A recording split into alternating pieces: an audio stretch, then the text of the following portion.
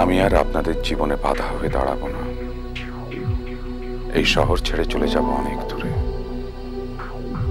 কিন্তু কিন্তু কিন্তু অনেক চেষ্টা করে আমি ইন্দিরাকে ভুলতে পারলাম না।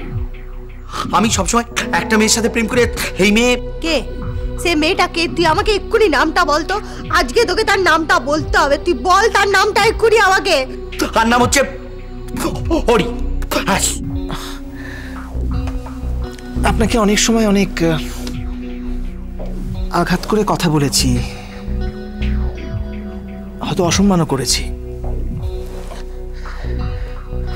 সরি। অপূর্ব তোকে দেখতে এসেছিল? হ্যাঁ। হঠাৎ? জানি না, প্রথমে আমারও খুব আশ্চর্য লেগেছিল। তারপর কথা শুনে বুঝলাম আমাকে কিছু কথা বলার জন্য ওর আসাটা দরকার ছিল। কি বলেছে তোকে? ওকে ইন্দিরাকে নিয়ে কিছু বলেছে? তুই যে ভাবছিস তা নয়। অপূর্ব বারবার এটাই বলছিল যে ইন্দুকে এখন আমার বেশি প্রয়োজন। আমার ইচ্ছেটা জানতে চাইছিল, যার নাকি ও মর্যাদা দিতে প্রস্তুত। তোর এই ইচ্ছের মানে? মানেটা বুঝতে পারছিস না? ও আমাকে পরিষ্কার বলেছে ইন্দু আমাকে ভালোবাসে, তাই আমি যদি চাই তবে। অপূর্ব স্যাক্রিফাইস করতে প্রস্তুত। তুই অপূর্বকে ভুল বুঝছিস। ও খুব সিরিয়াসলি কথাগুলো বলেছে। আমার আর ইন্দুর সম্পর্ককে ও এতটুকু কটাক্ষ করেনি। এমনকি এ কথা বলেছে আমার জায়গায় ও থাকলে ও হয়তো একইভাবে রিয়াক্ট করতো। দাদা, এখন এসব কথার কোনো দাম নেই কিন্তু। নাকি তুই নিজেই ইমোশনাল হয়ে পড়েছিস? কোনটা? না, আমি বলেছি ইন্দুর জীবনে আমার আর কোনো প্রয়োজন নেই। অপূর্বর কাছে আমার অন্যায় আমি স্বীকার করে নিয়েছি। আমি তো জানি ইন্দু অপূর্বকে ভীষণ ভালোবাসে। তবে অপূর্ব চলে যাওয়ার পর একটা কথা আমার বারবার বারবার হন্ট করেছে, জানিস? কি রে? ইন্দুকে অপূর্ব শেষ পর্যন্ত মেনে নিতে পারবে তো? ইন্দুর জীবনে নতুন করে কোনো অশান্তি সৃষ্টি হবে না তো? তুই খুব ভালো করে বুঝতে পারছিস কিন্তু অপূর্ব ইন্দিরা দুজন দুজনকে ভালোবাসে। তারপরেও তুই নিজেকে কেন জড়াচ্ছিস ওদের মধ্যে? ওদের ব্যাপারটা ওদেরকে বুঝতে দে না। সে তো ঠিকই, তবু দেখ, আজ আমি যদি অপূর্ব জায়গায় থাকতাম আমি কি মেনে নিতে পারতাম? মেনে নিতে পারিনি বলেই তো এত কাণ্ড। ইন্দুর জীবনটাকে বিষিয়ে দিয়েছে। এখন অপূর্ব যখন আমার আর ইন্দিরার জীবনের সব ঘটনা জানতে পেরেছে, ও কি মন থেকে সব ভুলে গিয়ে ইন্দুকে ভালোবাসতে পারবে? হ্যাঁ রে, ইন্দু আবার একটা বিপদের মধ্যে পড়ে যাবে না তো? এই শোন, তুই তো নিজে সেদিন ইন্দিরাকে বললি আর তোমাকে কোনো কষ্ট পেতে হবে না, যন্ত্রণা পেতে হবে না, তোমায় মুক্তি দিলাম। আজ আবার কি হলো তোর? না, আমি তো আমার কথা ভাবছি না রে। আমি তো শুধু, দেখ, এখন তো তুই আমার সব। অবশ্য এই অন্ধ দাদাকে তুই কতদিন মেনে নিতে পারবি সেটা আমি জানি না। তোর সামনে একটা গোটা জীবন পড়ে আছে। আমি বা কতদিন তোকে, আমি আর কাউকে যন্ত্রণা দিতে চাই না রে। ইন্দু সুখী হলেই আমি সুখী। এই শোন, তুই নিজের কথা ভাবতো। এত বড় একটা দুর্ঘটনা ঘটে গেছে, তুই দয়া করে ইন্দিরাকে ভুলবি? ললিতা, আয় আমার কাছে, আয় আয় বোন। আমাকে মাকে মুশকিলে ফেলেছিস, আর কিছু না।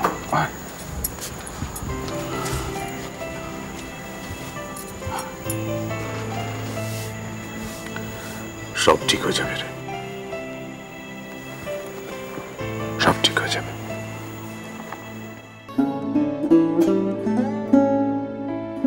ঠাকুর, এটাই কি ঠিক?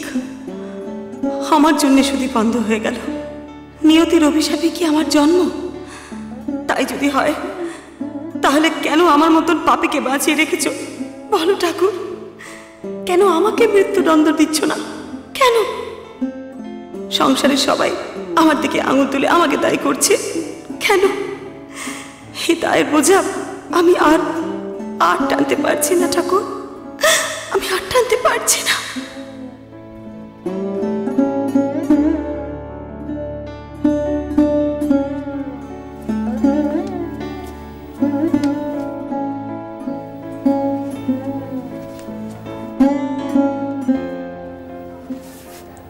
মা ইন্দিরা, স্বামীজি, থাক থাক থাক,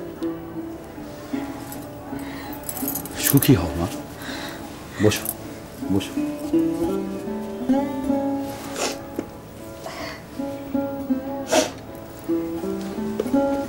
মা ইন্দিরা, ঠাকুরের সামনে কাঁদতে নেই। কান্নাই তো আমার জীবনের এখন একমাত্র সম্বল স্বামীজি। ইন্দিরা, চোখের জল ফেলা ছাড়া তো আমার আর কোনো পথ নেই। ছি ইন্দিরা, তোমার মতো মেয়ের মুখে এই কথা মানায় না। দেখো, সংসারে সুখ দুঃখ যাওয়া আসা তো আছেই। যেমনভাবে সুখটাকে, সুখ পাখিটাকে আপন করে নেবে, তেমনিভাবে দুঃখটাকে আপন করে নিতে শেখো। তাহলে দেখবে তোমার কোনো যন্ত্রণা, কষ্ট কোনো কিছুই থাকবে না।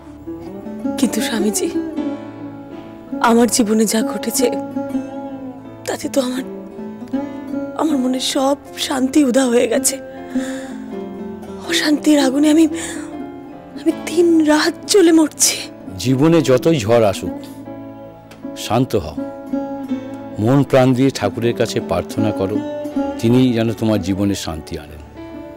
স্বামীজি, আমি অপূর্বকে বিয়ে করার পর সুদীপ আবার ফিরে এসেছে। সুদীপ ফিরে এসেছে? এ তো আনন্দের কথা। মৃত্যুর মুখ থেকে যে ফিরে আসে, ঠাকুরের আশীর্বাদে সে ধন্য। কিন্তু স্বামীজি, সুদীপ ফিরে আসাতে তো আমার জীবন বিপর্যস্ত হয়ে পড়েছে। ইন্দিরা, স্বামীজি, অপূর্ব তো আমার জীবন জুড়ে আছে এখন। ও আমাকে বাঁচার স্বপ্ন দেখিয়েছে। আমি কিছুতেই অপূর্বকে হারাতে পারবো না স্বামীজি। সুদীপ কি তোমাকে দাবি করেছে?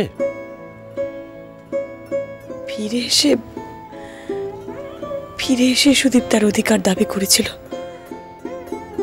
তবে এখন আর সে কথা বলছে না। তাহলে তুমি এত চিন্তা করছো কেন মা? না, মানে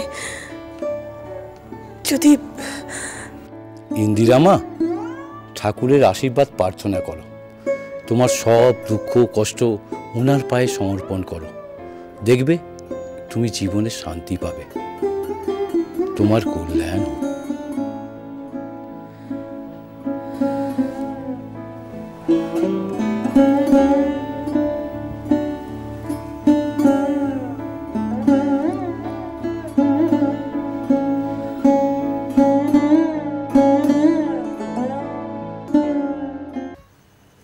আমি জানি অপূর্ব, আপনার আমার কথাগুলো শুনতে হয়তো খারাপ লাগবে, কিন্তু আমি বাধ্য হয়ে আপনাকে বলছি।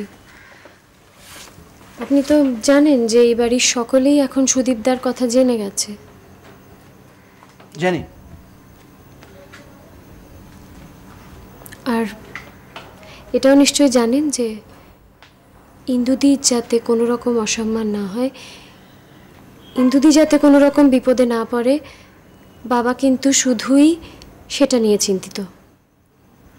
আপনাকে নিয়ে কিন্তু কেউ ভাবছে না। বড়বৌদিও অবশ্য খুব কষ্ট পেয়েছেন এটার জন্য, কিন্তু ফ্যাক্ট ইজ দ্যাট আপনাকে নিয়ে কেউ ভাবছে না। আর আমি যেটা ভাবছি সেটা হচ্ছে যে আপনি তো ইন্দুদিকে এত বড় একটা বিপদের হাত থেকে বাঁচালেন আপনি তো আমি ইন্দুদির ঠিক জন্য। বুঝতে পারছি না যে আপনার পয়েন্টটা কি। বিশাখা, আপনি যা বলা সেটা খুব পরিষ্কার করে বলুন। এত ভনিতার তো প্রয়োজন নেই। না মানে সুদীপদা কি করবেন না করবেন সেসব তো আপনি জানেন না।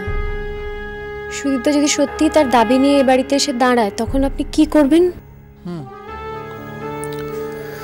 আমি কি করব? হ্যাঁ, আপনার তো একটা সম্মান আছে, মানে আপনি আপনি এরপরেও। আপনি আমাকে কি সাজেস্ট করেন? আমি না, আপনি তো আমার জন্য এই বাড়িতে থেকে গেলেন। বিভিন্ন সময় আপনি আমাকে যাকে সেসব কথা সত্যি বলুন তো, আমি কি করব এখন? কি করা উচিত আমার? ওকে আমাকে পরীক্ষা করছে। আচ্ছা, আপনি একবার আমার জন্য সুইসাইড করতে গিয়েছিলেন না?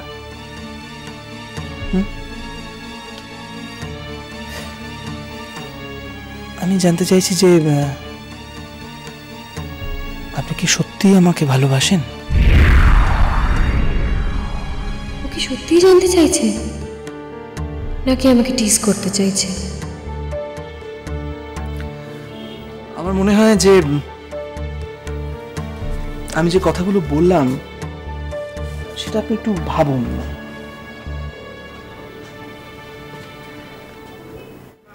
একটু ভালো করে ভেবে আমাকে জানান।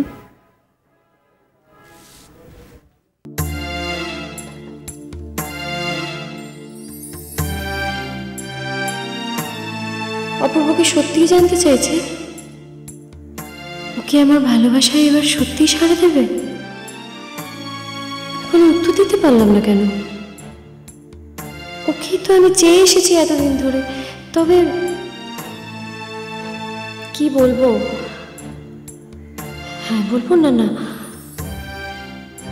না বলবো কি করে? কিন্তু আমি ঠিক কিভাবে যে আমি ভাবতে পারছি না, কিচ্ছু ভাবতে পারছি না।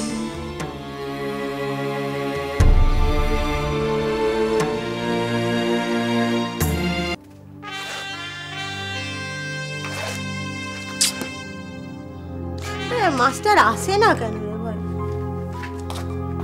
বলে দিলে চলে গেল।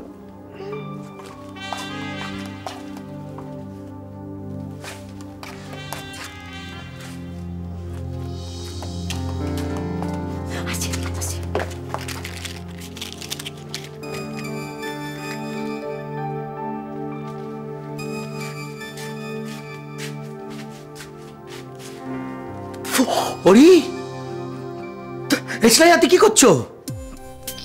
এসলাই কি করছো? হয়ে গেলে তো। কি করছো তুমি এখানে? ওরি দাঁড়িয়ে দাঁড়িয়ে তোর জন্য অপেক্ষা করছি। হয়ে যাবার কি হলো? গায়ে আগুন দেবো। কেন গায়ে আগুন দেবো? কিসের জন্য গায়ে আগুন দিতে যাবে? এই তো আমি এসে গেছি তোমার সামনে, কথা বলছি, তুমি গায়ে আগুন দেবে কেন? এই তুই আমাকে বললি না যে তুই আমাকে ইয়ে করিস, ওই ইয়ে করিস শুনে আমার লজ্জায় সুইসাইড, যেটা ধর্মেন্দ্র করেছিল শোলেতে, ওইটা দে। আমি যে একটা বাবা, তোমাকে যে আমি এই বলবো তাই ভাবি, আজকে কিছু বলবো না, আজকে ঝগড়া করার মুডই নেই। আজকে দিন কেন? আজ কি? আজকে হচ্ছে ভ্যালেন্টাইন্স ডে। হবে না, সেটা কি? ভালোবাসার দিন, মানে ভালো ভালো কথা বলবো, ভালো করে থাকবো আর কি। কি রাস, রাস একেবারে ফুটছে, ভালোবাসার রাস একেবারে করে উপচে না পড়ে যায় এবার। এই যে বলো, আমরা এখন গাছে ফুল হয়ে দুজনে দোল খাবো। শুধু দোল খাবে আর আমাকে দোলাবে, তাই তো? ঠিক বলেছো। তারপরে গানটা গাইবো, এদিন দুজনে ভুলেছিল। তারপর দোলাদুলির পালা যখন শেষ হয়ে যাবে তখন তো ক্ষীর খেয়ে ফুটবে, তখন আমার কি হবে? ওরি খুব খারাপ এগুলো। শোন, তোর দৌড় না আমি বহুত ভালো করে জানি। এসব প্রেম প্রীতিতে চুকিবাজি কথাবার্তা বলবি, যখনই ভালোবাসার কথা শেষ হয়ে যাবে আমি বলবো বের করা, তখন তো নিজের বাপের চাকরির দোয়াই দিবি, দিয়ে পালিয়ে যাবি। শোন রে, আমাকে স্বপ্ন দেখাস না। আমার মতন মেয়ের না অনেক স্বপ্ন দেখে আর স্বপ্ন ভাঙে। তুমি ভুল করছো। আমি যদি কখনো কাউকে বিয়ে করি তাহলে তোমাকেই করবো। আমি এই স্বপ্ন যা দেখেছি সব তোমায় নিয়ে। তুমি হবে আমার। ও সত্যি বলছো?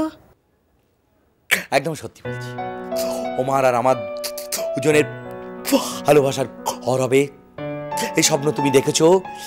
এই ঘরেতে তুমি হবে হীর, আমি হব রাঞ্ঝা, তুমি হবে রোমিও। না, রোমিও তো আমি হব রোমিও, তুমি হবে জুলিয়েট। আমি সত্যবান হব, তুমি হবে সাবিত্রী। আমি নারায়ণ, তুমি লক্ষ্মী। যাচ্ছি আর কি। আমি হব কৃষ্ণ, তুমি হবে রাধা। সত্যি বলিস না রে এমন কথা আমায়? এত সুখী আমার সইবে বল? আমার যা কপাল, এ শালা কপালে।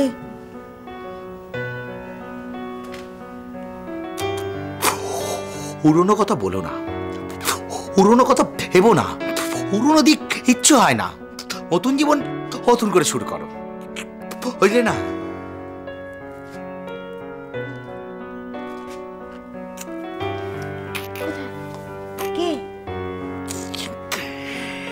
কি করে আরো দেখাচ্ছে তো আমার